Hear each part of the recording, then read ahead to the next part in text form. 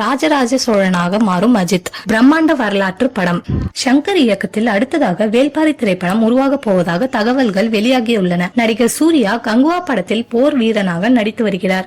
இந்நிலையில் நடிகர் அஜித் குமார் தஞ்சை பெரிய கோவிலை ராஜராஜ சோழன் எப்படி கட்டினார் என்கிற கதையில் நடிக்க திட்டமிட்டு இருந்த தகவல் ஒன்று வெளியாகியுள்ளது. அஜித்தை வைத்து பில்லா, ஆரம்பம் என பிளாக் பஸ்டர் படங்களை கொடுத்த இயக்குனர் விஷ்ணுவர்தன் பாலிவுட்டுக்கு செல்வதற்கு முன்னதாகவே இந்த படத்தை உருவாக்கும் முயற்சியில் எழுத்தாளர் பாலகுமாரனோடு சேர்ந்து பணியாற்றதாக கூறப்படுகிறது. மணிரத்னம் இயக்கத்தில் வெளியான பொன்னியின் செல்வன் படத்தில் ஜெயம் ரவி ராஜராஜ சோழனாக நடித்திருந்தார். ஏற்கனவே ராஜராஜ சோழன் எனும் படத்தில் நடிகர் திலகம் சிவாஜி கணேசன் கம்பீரமாக நடித்துள்ளார். இந்நிலையில் நடிகர் அஜித் ராஜராஜ சோழனாக நடித்தால் அந்த படம் வேற லெவலில் மிரட்டும் என்பதில் எந்த ஒரு சந்தேகமும் இல்லை.